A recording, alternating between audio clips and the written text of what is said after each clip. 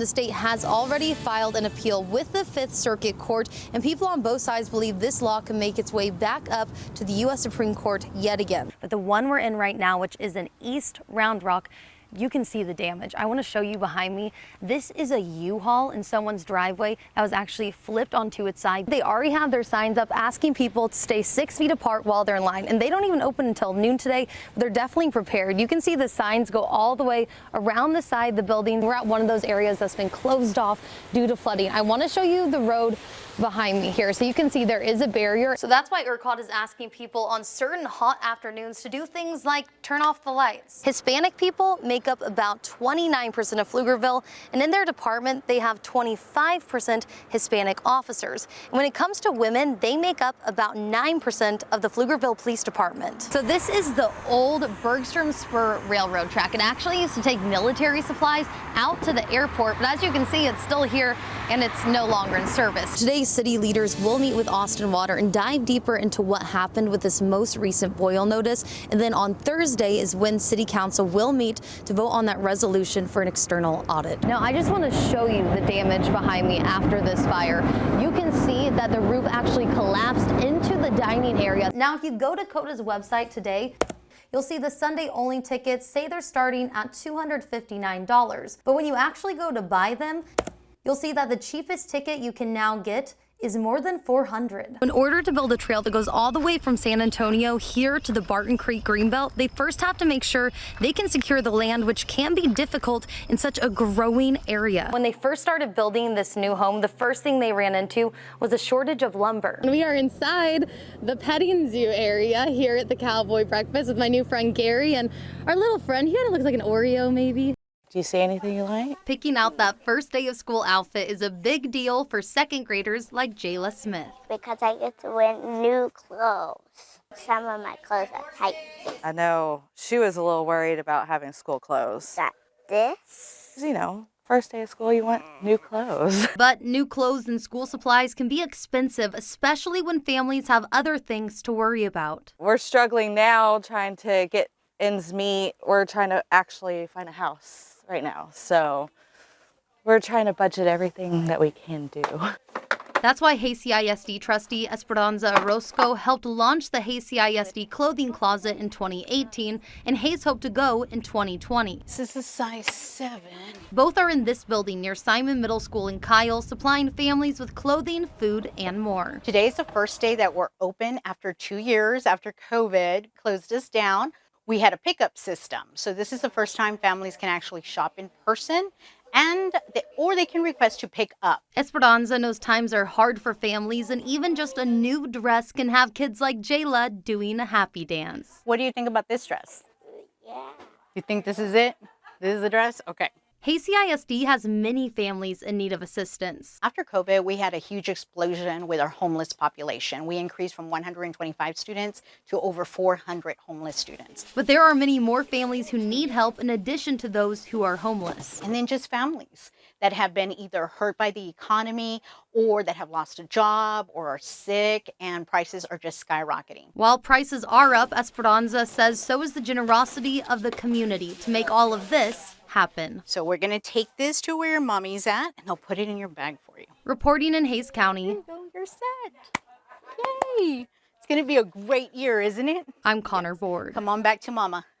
Life Enter team just manage and work strategies to create, okay? 6 pages listing some progress and a lot of plans. I see words over and over again like explore, suggest. Narbar owner Jesse Fortney says these words in the Austin Police Department's new report on changes to make 6th Street safer need to be turned into action. We're tired of people getting shot, getting murdered.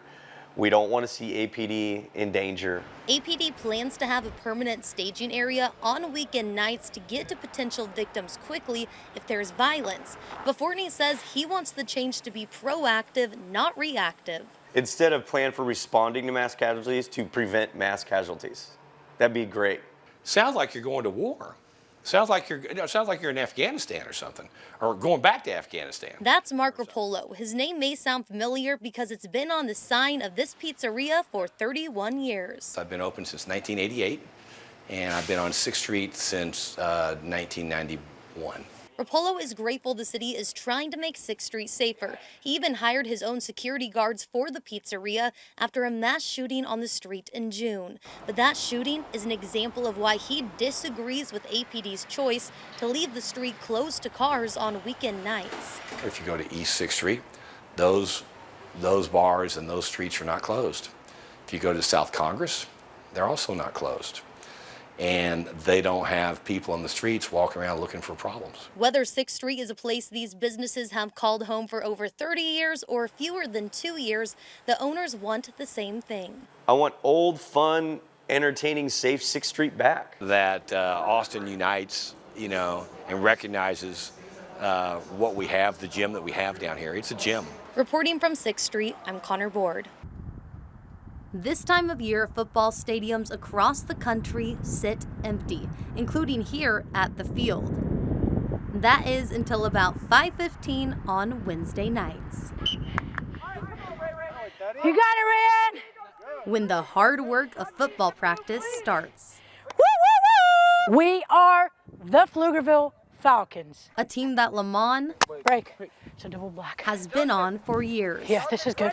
A team built for athletes like Lamont. I have been a part of Special Olympics for 7 years. Front, back. Good, Zach! A Special Atta Olympics baby, football Jay. season usually wraps up in December, but this year, in February, they're still here. Come on, encourage them, guys. We are practicing for Nationals. That is coming up in June 2022. The Special Olympics USA Games in Orlando, Florida. We're gonna have so much fun. We're getting ourselves in shape and we're getting ready to go to Nationals on June 4th. Man, I am so psyched.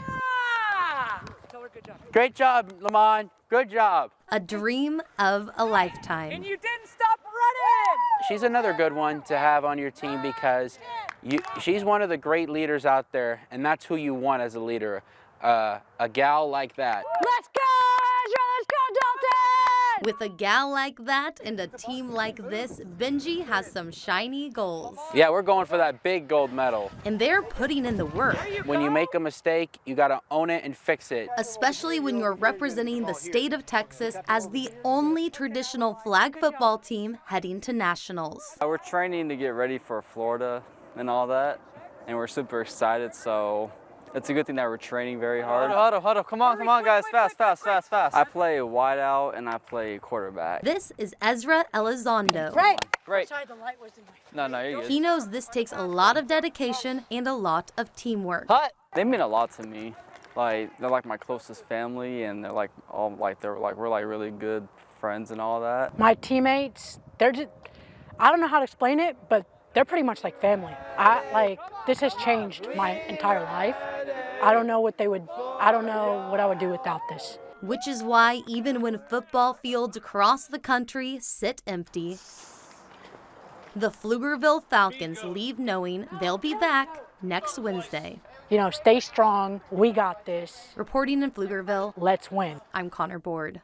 Hey there, good morning, and thanks for watching KVUE Weekend Daybreak. I'm Connor Board, and it is 9 o'clock on this wonderful Saturday morning. Governor Greg Abbott is pushing Texans to investigate medical treatment for transgender children as child abuse. 8 people were killed as the crowd surged towards the stage. We're learning new details about security concerns before the concert. The press conference with Governor Greg Abbott and other state leaders on the winter forecast has just started. Let's take a listen. The 2 biggest names in COVID vaccines are now battling it out in court. Moderna is suing Pfizer and its German partner, accusing them of copying the mRNA technology behind the vaccine. I am such a wimp, and this week I brought out the fuzzy Patagonia jacket.